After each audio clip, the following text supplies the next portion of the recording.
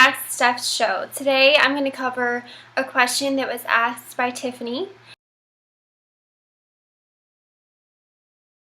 She said that she has scoliosis and it really gets in the way of her workouts. She's not so sure what sort of workouts she should be doing, what exercises are good or bad for scoliosis, and she's worried about the scoliosis getting worse over the span of her lifetime. So she wants to know what's good, what's bad, and how to prevent it from worsening.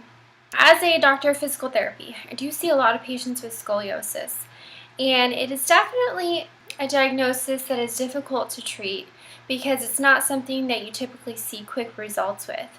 You're not going to come in and do a few exercises and immediately feel better. It's more something you have to learn how to manage and educate yourself now so that you can prevent it from getting much worse later on in life. So let's go over a few of the basics. So scoliosis is something that can affect your entire body because when the spine is curved, it throws off your neck, it throws off your shoulders, your spine, your ribs, down into your lower back, to your pelvis, to your legs, to your feet. So that one curvature in the spine throws the entire body off. So when the structure is off, the muscles then adapt to that change in structure. So the side that is now in that shortened state, the muscles have shortened and gotten tighter, whereas on the side that is now in that elongated state, the muscles have lengthened and oftentimes gotten weaker. So in order to treat that, or shall I say prevent it from worsening more over time, you've got to learn how to kind of rebalance those muscles out. So there are 3 things you should be working on in your exercise routine. First off is strengthening, second is stretching, and third is breathing. As a Pilates instructor, I've really learned how to coordinate my breathing with all forms of exercise, not just Pilates, but also my lifting and my running.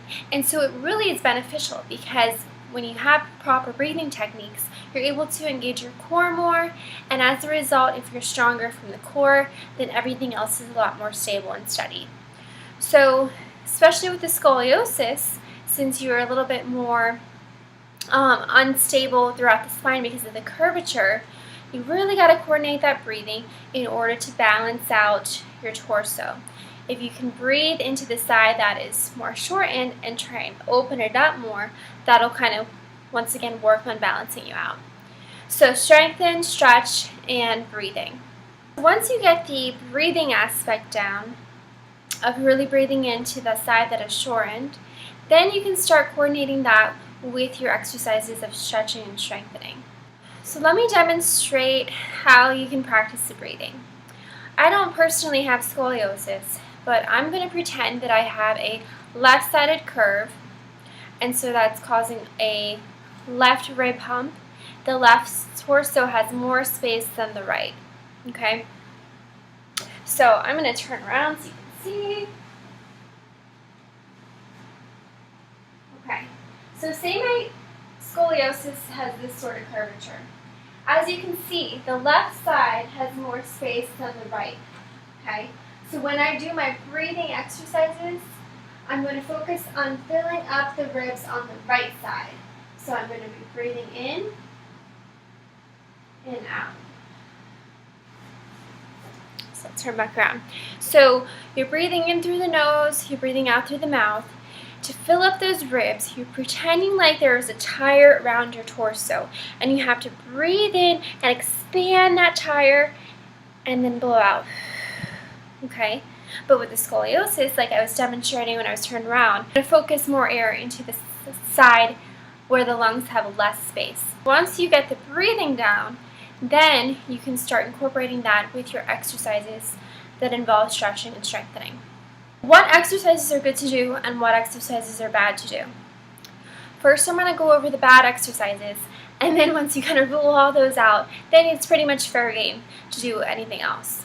So, exercises that are bad to do.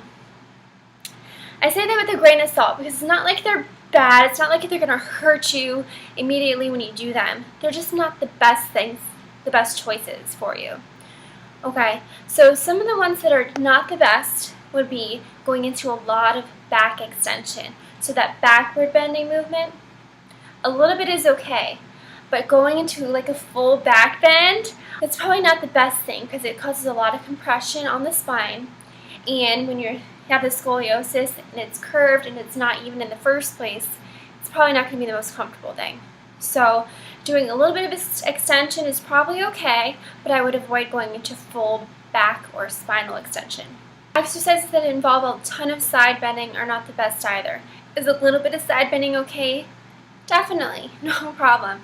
But you don't want to completely do a full side bend because with the scoliosis, you want to remain in neutral more of the time. Lastly, you want to avoid doing too much rotational movements. So things that completely rotate you side to side.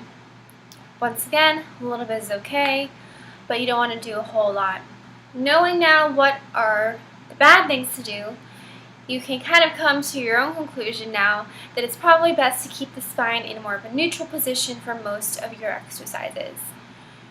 Therefore, things like yoga are okay if you are able to modify some of those exercises that involve a lot of spine extension, side bending, and twisting.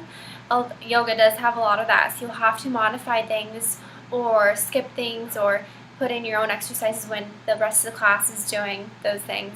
In addition, Pilates, I love Pilates, and it is actually developed more with that rehab state of mind.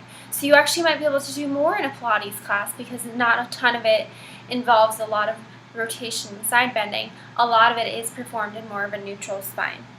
So feel free to do any form of exercise, weightlifting, yoga, Pilates, but now that you know the things that aren't the best for you, you can just learn how to modify those things or just skip them altogether and instead make better exercise choices for exercises that are going to be more beneficial for you.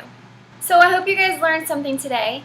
If you have any family or friends that have scoliosis and have found that it gets in the way of their ability to exercise, tag them below the video or send them a link to this video so they can watch it.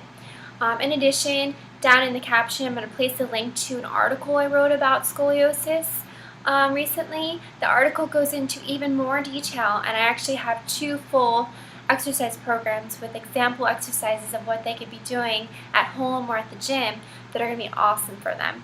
So share the video, share the link, and I really hope you guys enjoyed. Don't forget, in order to submit your own questions for the Ask Steph show, all you have to do is go to beautifultothecore.com and subscribe, and from there I allow you to start submitting all the questions you want. Thanks, guys.